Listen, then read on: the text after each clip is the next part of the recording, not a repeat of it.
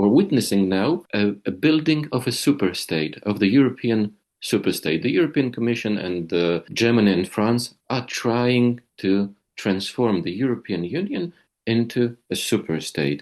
It does so through competence creep and the economic governance. So everyone who opposes the building of the superstate is being attacked by the European Commission, using all tools available, and those who accept the building of the superstate are the good ones.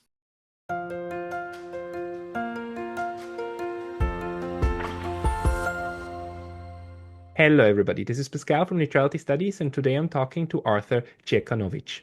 Artur is a journalist, international affairs expert, and a former reporter for the Polish newswire PAP in Berlin and Brussels. He also writes for the European Conservative and the Brussels-based MCC ThinkTank. He recently wrote an insightful report with the title Donald Tusk's Anti-Democracy Handbook: How to Capture a State, Dismantle the Rule of Law, and Not Get Persecuted by the European Commission. So today we want to talk about Poland and how it is that a darling of the EU establishment, Donald Tusk that is now dismantling democracy. Artur, welcome. Hello, thank you very much for the invitation. I'm delighted to have an opportunity to appear on the Neutrality Studies. And I'm very happy that you said yes, because you wrote this it's a full report, it's 40, 50 pages thick, where you went through different steps that Donald Tusk took. And just to remind us all, could you give us again the timeline? Because for quite a while there was the PIS party under the Kaczynskis, and then Kaczynski in power, and then I think Donald Tusk took over 1.5, 2 years ago in December.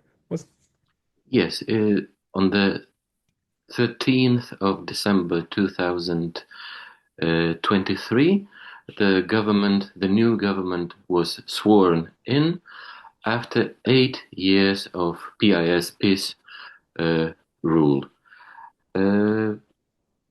Yes, and we for this 1.5 years almost, we're witnessing an unprecedented scale and brutality and attack on the rule of law and democracy. How is that happening? Because, to my recollection, it was the PIS and Mr. Kaczynski, Jaroslaw Kaczynski, who was most criticized for undermining the fundaments of the Polish judiciary. And now turns out, actually, Donald Tusk just continues that legacy. Or what exactly happened? Can you explain it a bit? Yes, well, the main difference between Kaczynski's peace and Donald Tusk's KO policies is that peace never overstepped that line. It always operated within the legal system. It has stretched the limits of the system, but has never openly broken the rules. Whereas Donald Tusk's government has already, until now, broken many rules and laws. It can do so because it frames its actions in a narrative of restoring democracy, comparing the situation in Poland to the post-war Germany, the Nuremberg trials, the post-war Yugoslavia. To any historian, even to a reasonable person who knows about history, these comparisons are a historic nonsense and a moral abomination, because the very fact that Donald Tusk took over is a proof that Poland was not an autocratic state. He and his allies won the elections and they formed the government, and the transition was peaceful and democratic. You are talking in your report about, let's start with chapter 2, the state capture. So Donald Tusk and his party, they are more and more modeling the state in a way that is conducive to their party's rule. Could you maybe tell us what he has been doing about the constitutional tribunals? Sure. Maybe it would be also maybe it would also be good to remind what the very concept of the rule of law entails. Well, rule of law is one of the foundations of the civilization. It actually what distinguishes the civilized societies from the barbarian ones. In the barbaric societies, everyone tries to seek the justice himself. Uh, in the rule of law, in the rule of law based societies, the justice system is outsourced.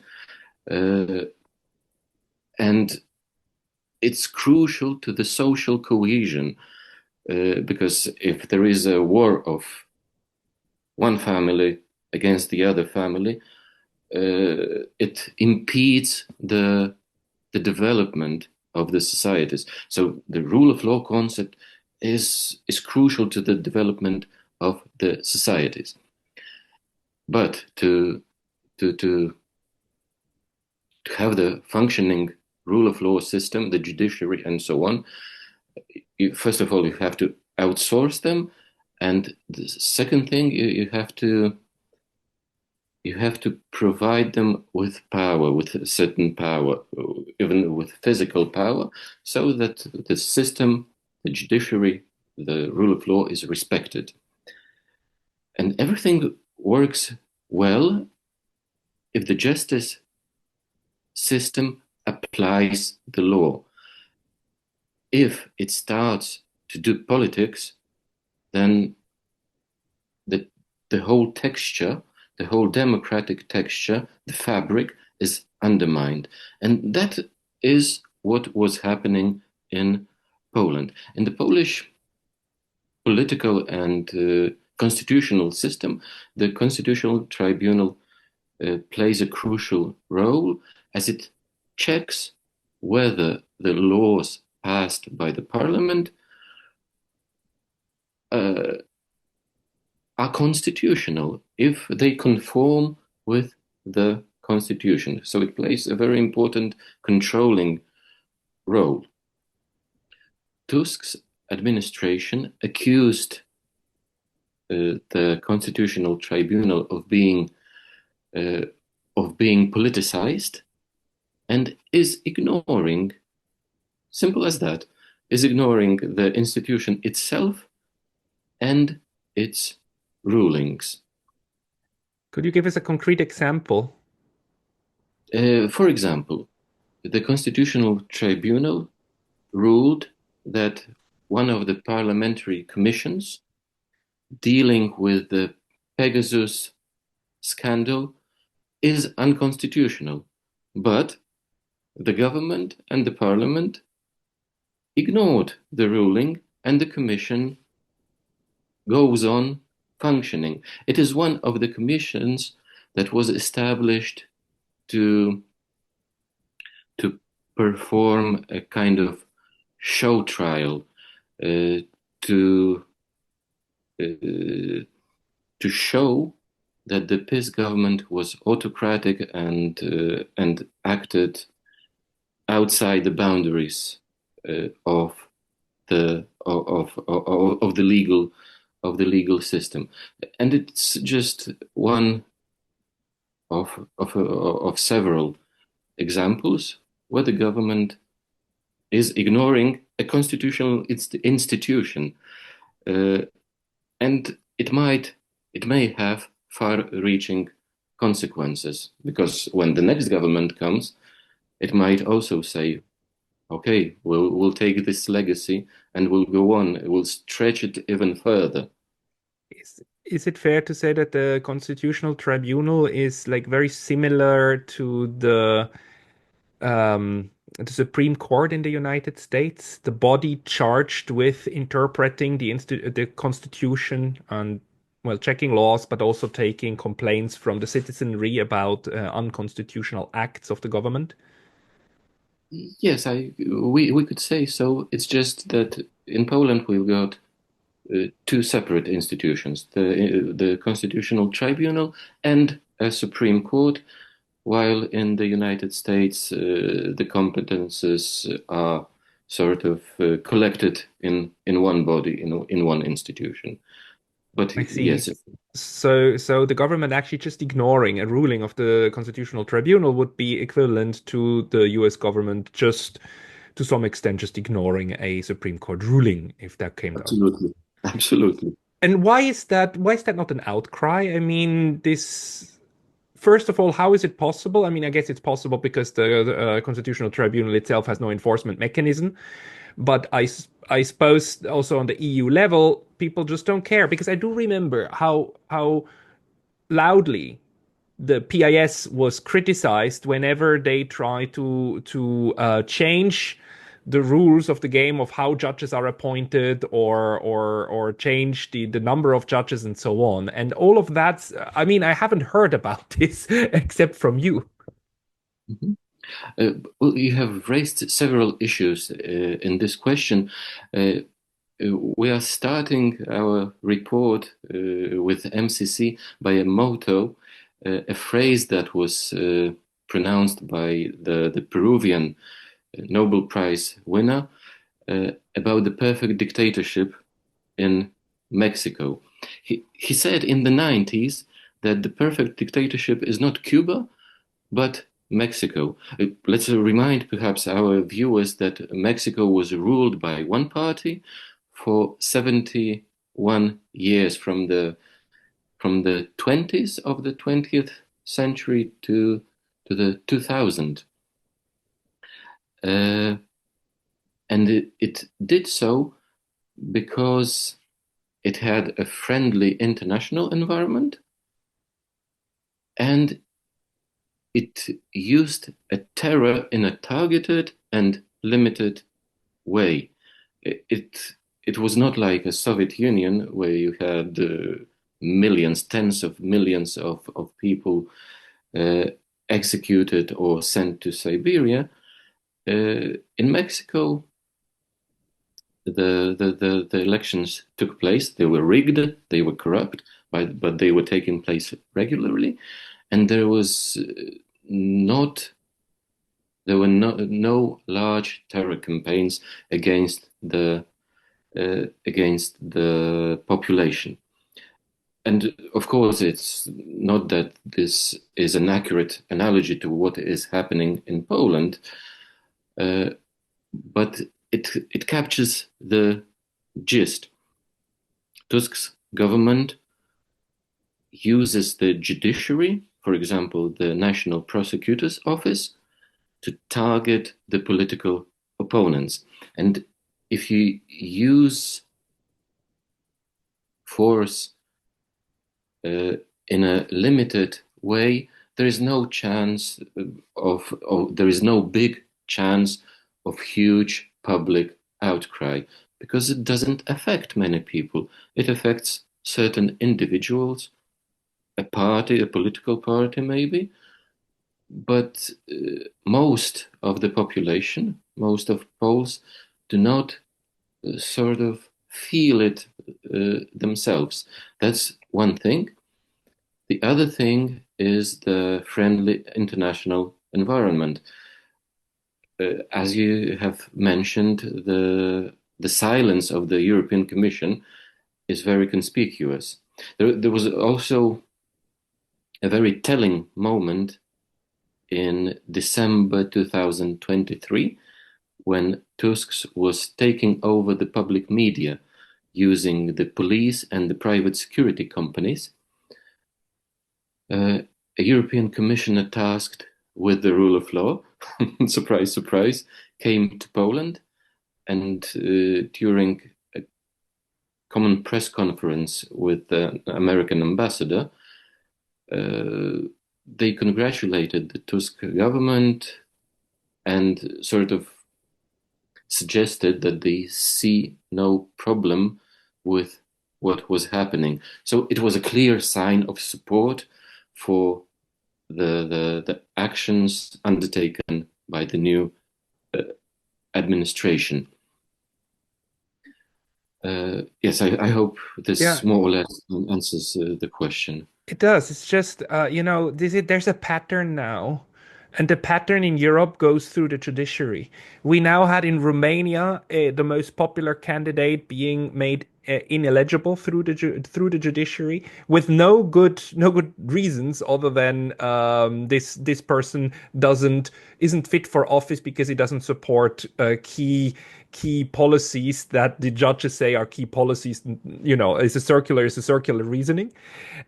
We now have in France Marine Le Pen, which is also excluded from running for presidency. We have in Turkey, we've got the main opposition politician being arrested over dubious charges for corruption. Now in Poland, you've got the constitutional tribunal that's being ignored on the one hand, and the prosecutor's office that's being used in order to target political dissidents. I mean, we are seeing the weaponization of of the judiciary in a very frightening extent to things that the European Union 10 years ago used to criticize in other countries, and they used to criticize the Kaczynskis in Poland for doing.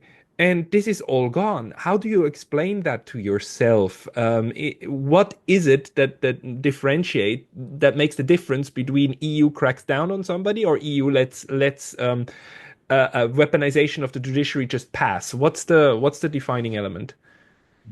Well, the list you have you've mentioned is even longer. The situation in Austria, where the FPÖ chief is being accused of allegedly lying before the parliamentary commission. That in Italy, the emails were leaked. The emails between the judges who are asking themselves why is Giorgia Meloni is not persecuted yet. So yes, you're absolutely right. There is a pattern emerging in Europe where uh, democracy is being steered using the judiciary system. And there are several explanations to this. Well, the main difference between peace and the Kaczynski and Tusk in Poland in the foreign policy is that Tusk thinks that everything that European Commission and European Union does aligns with the Polish national interest. Kaczynski has his doubts. And that's the axis of conflict because we're witnessing now uh, a building of a superstate, of the European superstate. The European Commission and some Germany and France are trying to transform the European Union into a superstate. It does so through competence creep and the economic governance. So everyone who opposes the building of the superstate is being attacked by the European Commission, using all tools available, and those who accept the building of the superstate uh, are the good ones. And just to remind our viewers who are perhaps who do not live in Europe or are not interested in the European politics, European Union is an international organization like the International Olympic Committee. It's not like European Union is a customs union and a free trade area, and the European Commission uh, is an institution uh, which was created to facilitate the management of this free market. So if you think about it, about the origins of the European Union, a free trade area, and what it is becoming now, well, you have to ask the question, is it, you have to ask the question whether this organization still serves the purpose. Yeah. The what I agree with you on that one. It's just I wonder, all of the figures that are being eliminated currently, and that the crackdown that we're seeing, the political crackdown, is clearly geared against the conservative right. I think there's no there's I mean I'm a lefty, but I mean I cannot close my eyes from that fact. However, listening to your explanation, I do think that you see this more not so much as a left-right issue, more that centralization versus decentralization. Is that fair to say? And do you think do we have examples of like left-wing policies being stifled when they were not in favor of of centralization? Well, in my opinion, it's usually the conservatives in Europe are the ones who oppose the Right. centralization, but we also have the Prime Minister of Slovakia, who is sort of uh, who is who is not a conservative in the classical definition of this term, who is like uh, who is a socialist, who's more like a socialist, a classical socialist, and he's also being attacked by the European Union and its institutions. I think it's also about the power, about keeping power.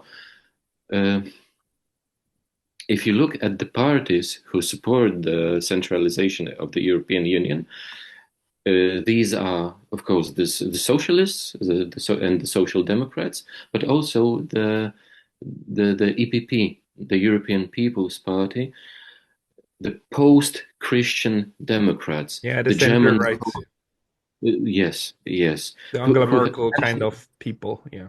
right, right, who have actually abandoned their legacy. If you compare Angela Merkel to Konrad Adenauer, well, the difference is obvious, isn't it?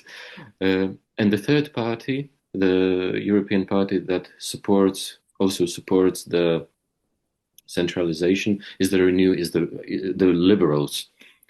Uh, so it is, in a sense, a conflict between the left and the right, but not only this. The front line is not so obvious in my opinion. And uh, Poland is an interesting example also because, of course, the Eastern European states historically have been playing such an important role in, the making or breaking of the unions on the continent, right? They were the first ones to leave the orbit, the Soviet orbit in the 1980s. Poland, Czechoslovakia, Hungary, the huge protests and so on.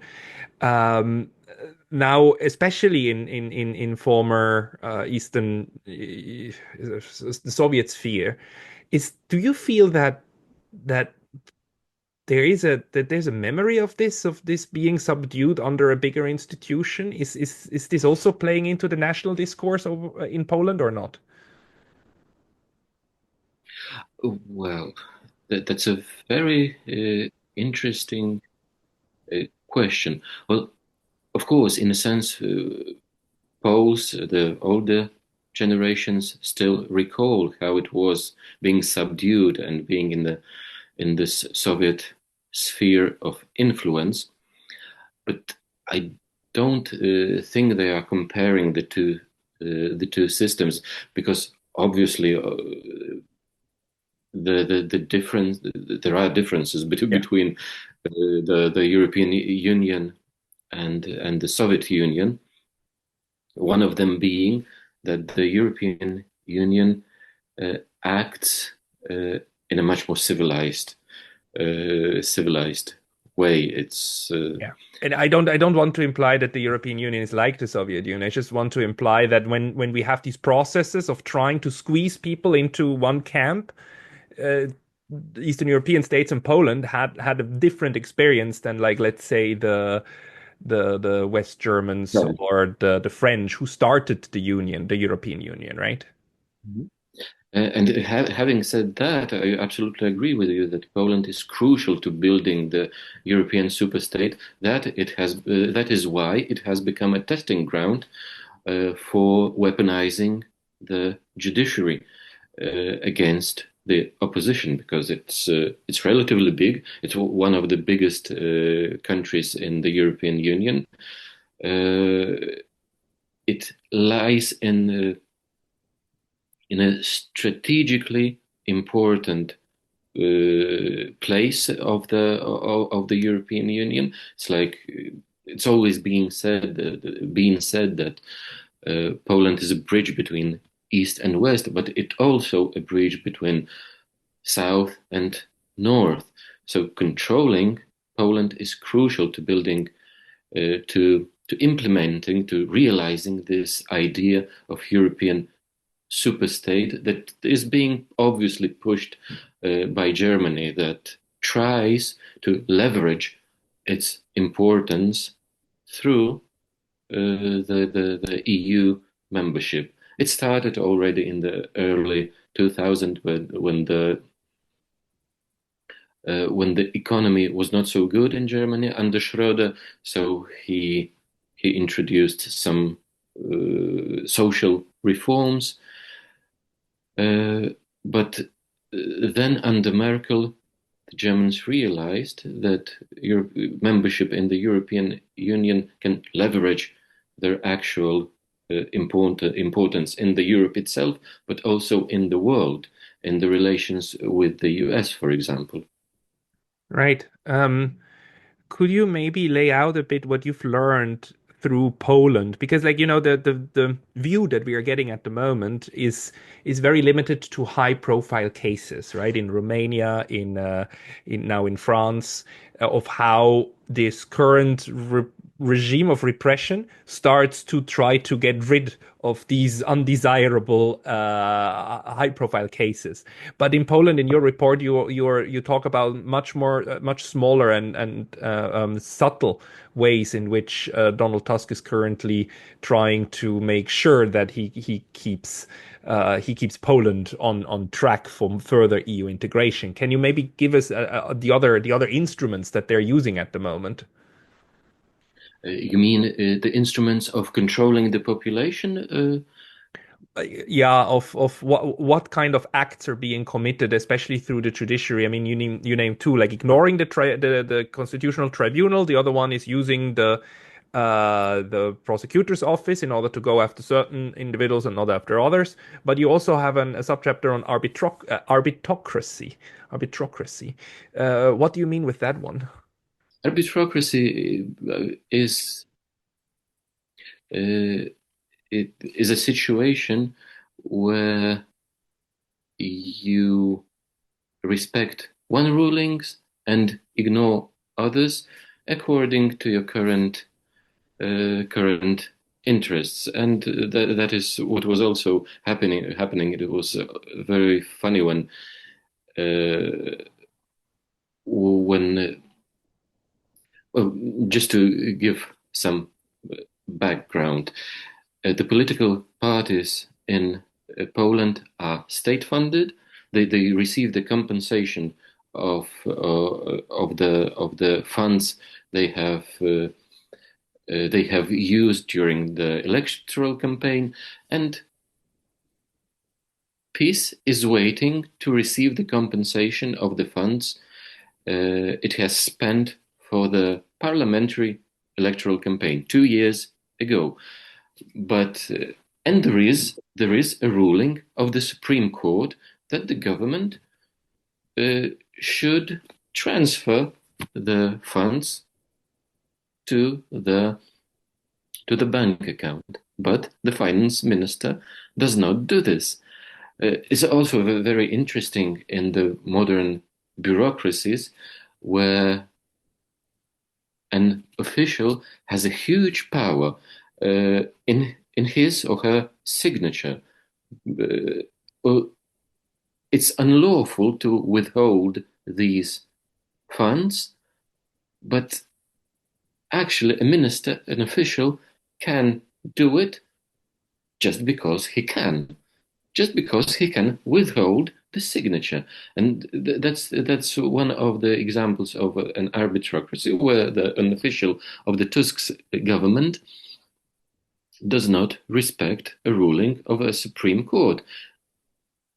a Supreme Court, by the way, as such, is not ignored by the government. It's a situation a little bit different to the one we have discussed already with the Constitutional Tribunal. So it's one of the examples. The other example of how the Tusk's government is destroying this the state texture, is weaponization of the Secret Service. Uh, we have uh, we have an agency which is tasked with combating the terrorism, the high profile economic crimes, and these people were being used to arrest the former officials, for instance, of the justice ministry, two women and who used to work in the justice ministry. And by doing so, the new administration, the Tusk administration, tries to intimidate people, tries to show, look, if you don't comply, we'll come after you. Uh, and of course, it's worrying, and it is destroying this texture of the democratic state. It's it reminds me very much of what we've also seen in the last 2 years under the Biden administration in the United States, where the motto of the Democrats is nobody's above the law, everybody's equal. So Donald Trump has to live up to the to his crimes, and he's going to be prosecuted, right? And under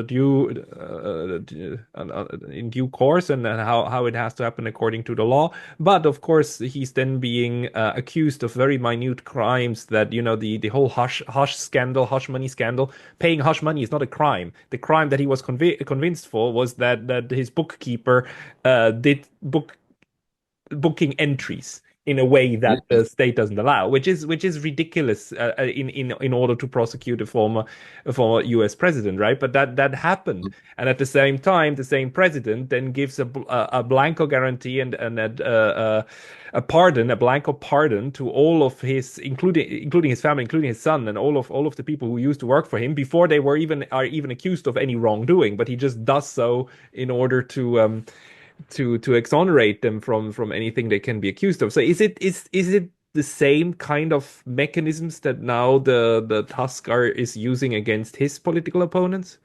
Absolutely, absolutely. It's totally the same pattern. For instance, in Poland's judiciary justice system, the national or the prosecutor's office can apply to the court for the provisional arrest, but it has to provide the court with some preliminary data. What they are doing now, they're flooding courts with fabricated charges against a certain person. And when the judge is presented with 50 pages list of charges, well, he or she could think, well, maybe I will agree to this application and I will grant the provisional arrest so that I'm not accused of ignoring evidence. And that was what happened with the two ladies we've mentioned before. The prosecutors, the politically motivated prosecutors, it seems that they are just opening a penal code on a random page, and they write something in these applications, and then they present them to judges. The, the other interesting issue, the Kaczynski government, Kaczynski was accused of persecuting the opposition, of weaponizing the judiciary against the opposition. But if memory serves, under the PiS government, only one official of the former government, the first Tusk government, was arrested. And it happened because the Ukrainians have provided Poland with the proof material, and the Poles just couldn't ignore it. So that's also the difference between the two systems, or between the two parties.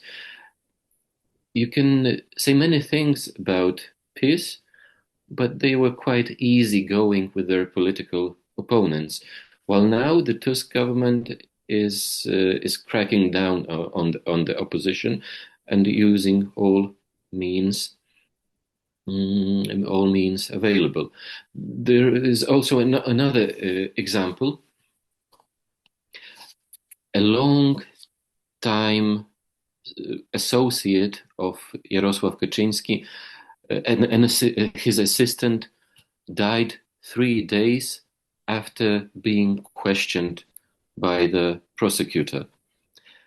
An interesting thing that she was questioned by the politically a prosecutor who was known as a political activist. She was overtly criticizing the PiS government during the past 8 years.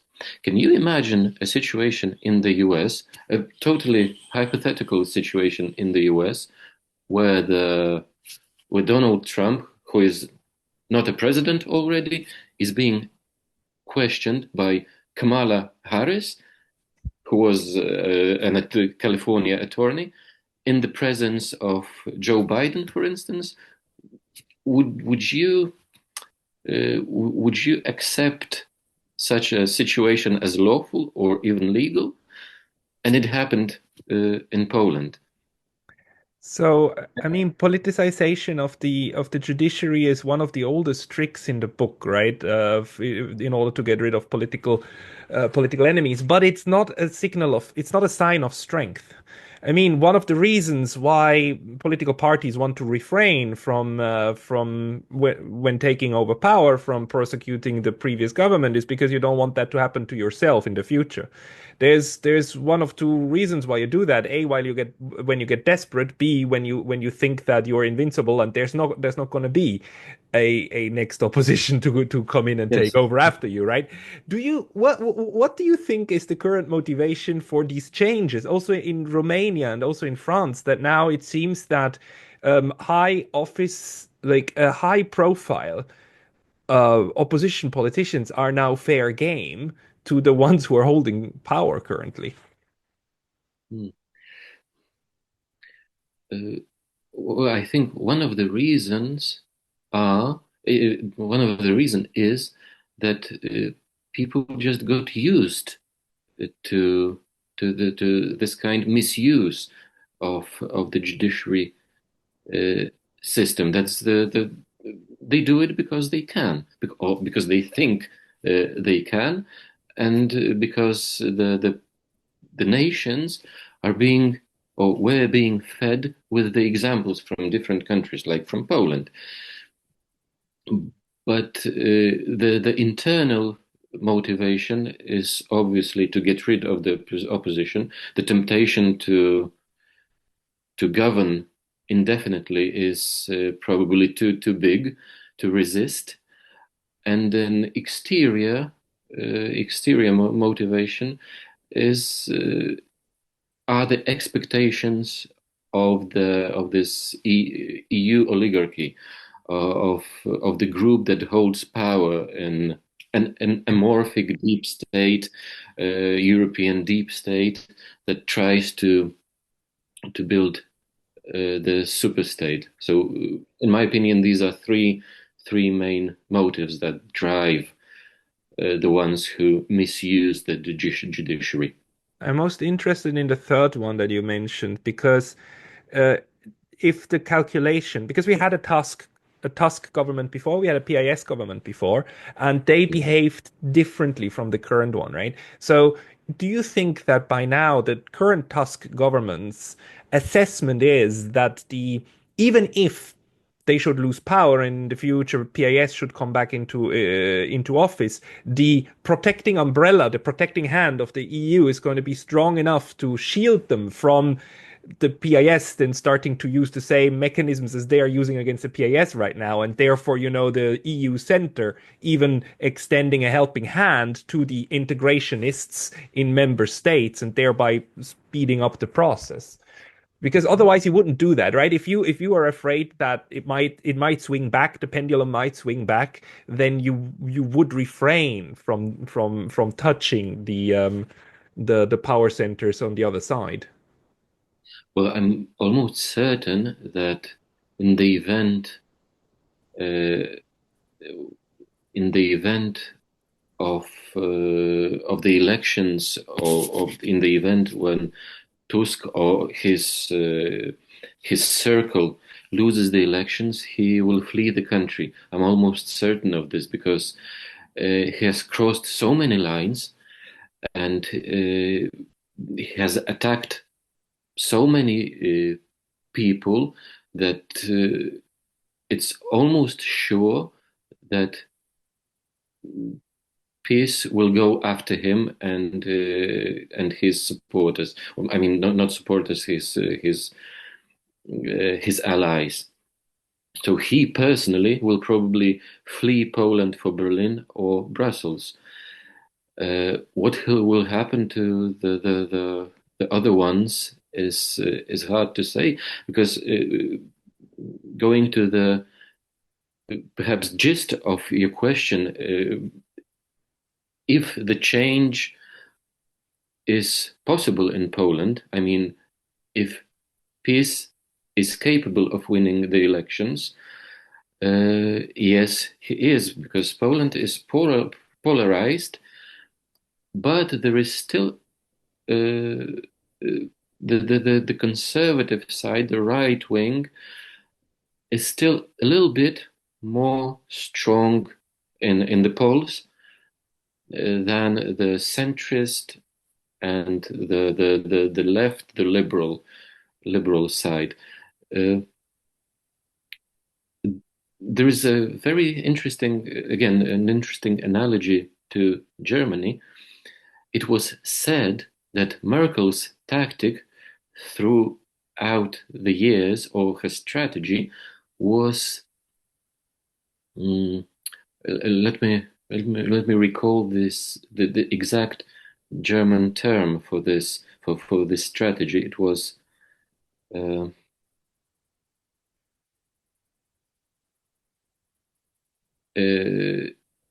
unsymmetrische Demobilisation, unsymmetric demobilization. But what it entails was to demobilize the opponent's voters. Merkel's party tried to convince the SPD, the AfD voters, that CDU, CSU will win anyway, so you don't have to go to vote. And that that is what probably PiS is doing now in Poland, uh, or trying to do. Is trying to convince the voters, Tusk's voters, that it will win anyway, that peace will win anyway, and so they should stay at home. On the other hand, it tries to mobilize its own voters so that they vote in the upcoming presidential elections And when are the in presidential elections gonna be? May. And is the chances? Sorry, can you tell me who's running for president? The Tusk's candidate is the mayor of Warsaw. Uh, it's difficult to say what his political convictions are. Uh, he used to be a very adept and apt European affairs analyst, but after he became more and more politically active, it seems that he lost this analytical touch, his nose. So he's now just a random European liberal politician. Uh, there is a PiS candidate, Nawrocki, who used to be the president of the Institute of National Remembrance. He's a historian. And there is also a third candidate that can enter the second round. Is a liberal conservative Sławomir Mencen from the Konfederacja party, the right wing party, more conservative than PiS. And in Poland too, the office of the president is more ceremonial than an actual political office, right? It's like there are certain powers, but it's not a president like President Macron in France, or certainly not the U.S. president, right? It's because it's still a parliamentary system. So, but it will be a test on Poland and on the Tusk government, right? On how much people agree with what's currently going on. Yes, I wouldn't like to wade into too much ethnographic details of the Polish political system, but yes, the Polish president doesn't hold so much power as the French or American president, but he has a very big democratic mandate because he's elected in the direct elections. And secondly, he also has a legislative initiative. He can propose the new legislation to the parliament, and he also can veto the laws passed by the parliament. It's also very important. So he kind of holds a negative power, a negative controlling power over the government. Uh, and if the now opposition candidate wins, it is very probable that the Tusk government could collapse. The, so we'll see. And do you think that the weaponization of the judiciary will continue, or is this something that's actually on the agenda in Poland that this must be stopped? I mean, is there the PIS or other parties who officially talk about in their political speeches about stopping the abuse of the judiciary? Well, if the new president comes from the opposition camp, it is very probable that he will make it his business to stop the weaponization of the judiciary. And of course, PiS government and PiS party and Konfederacja party uh, are uh, are raising this issue again, not going too far into the party politics and so on. The judiciary is now mainly used to attack one of the factions of PiS, because as every mass party, PiS has also different factions. And the one faction that is attacked mostly is the most conservative one. Uh, Former Justice Minister Zbigniew Ziobro is the head of his party, and he's the target of these attacks as well. Okay, so there's overall like there's a lot of political infighting going on in Poland right now. I think that's the key takeaway. But the political infighting now clearly is also connected to the EU center, right? As in who's being supported by Brussels and who isn't, and therefore can lean further out of the window and can't. Absolutely, absolutely. Uh, the European Commission's silence is very telling in this situation, and as we have uh, referred already to these words of Mario Vargas Llosa, the friendly international environment, lack of this ostracism is very important to maintain the power and to push the boundaries. and Tusk government, Tusk's administration is doing exactly that. Interesting, how the loudest silence can be the matchmaker, right? Um, in any case, Arthur, like your observations are very welcome. Thank you very much. I will link to them. I will try to have the report also in the description so people can go and read it up. If people want to read more from you, where should they go? Uh, well, the report is published on the MCC Brussels website. They're doing great job, by the way. If you, our viewers who would like to read real analysis on what's happening in the EU politically, culturally, socially, uh, that's that's the point to go. And I also write for the European Conservative. European Conservative and MCC. Everybody, check out Arthur there. And I would like to thank you very much for your time today. Thank you very much, Pascal. I'm honored and flattered to appear on your channel. Thank you.